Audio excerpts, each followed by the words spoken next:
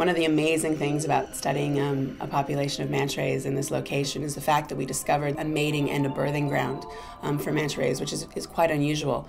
And it afforded us the opportunity to have a look at some detailed aspects of their reproductive ecology, such as their gestation period and also their reproductive periodicity. And that's something that hasn't actually been looked at in the wild before, and tells us a lot of things about how vulnerable they are to fishing threats. 75% of the individuals that we are seeing, that we've identified, have really large shark bites on them along their trailing edge. This is not something that you commonly see in other areas with manta rays, but here in Mozambique, clearly they face threat from predation from sharks. Perhaps a population of sharks has learned over time that they can bite mantas and get a reward without any cost to them. Manta rays have no way of defending themselves, they don't have a functional spine, and they are the perfect thing for sharks to bite. It's an easy, quick meal, or at least a mouthful, without any expense to them whatsoever.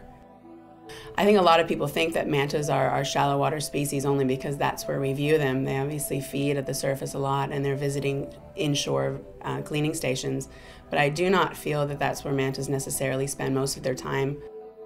Some of the anecdotal evidence is starting to indicate that they move offshore, especially in the evenings and through the night, and they might be making very, very large and deep dives to forage at massive depths. From the work in Mozambique, we initially started suspecting that there were two species of manta rays that were sympatrically living, at least along that coastline. And we now know, beyond a shadow of a doubt, that there are two different species, distinct species of manta rays that live throughout the world's oceans. In terms of the two species at the moment, it actually looks like the more migratory species, which will now be named Manta birostris. The other species looks like it will be, a name will be resurrected from the past, Manta alfredi. Manta birostris, the more migratory species, seems to be the species that's more heavily pressured in terms of being caught in fisheries. We're seeing that particular species coming up in the Philippines, in Indonesia, throughout the South Pacific. It's also been the species that's been heavily targeted in Mexico for the last several decades.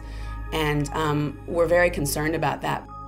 There are several differences that jumped out at me immediately when working in Mozambique. One of the species, the more migratory species, Manta birostris, is obviously much larger. And I think a lot of people have always noticed that there are very large manta rays in certain areas. The giant Pacific manta rays people always refer to, I think, is because of its size. But there's so many other differences that characterize the one species and the other.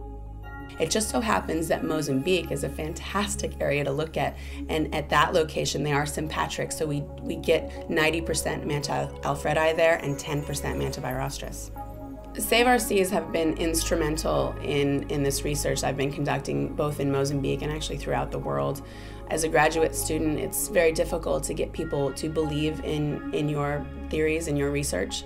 And they got on board early on this project, and they really saw it through. They committed to the ideas and the concept of the research. Whatever the costs were, they supported us throughout the years, and I'm amazed by the results. I mean, long-term studies are the only way to actually extract really good quality research. I'm really proud to be a part of this team, and I hope to continue this research in the future.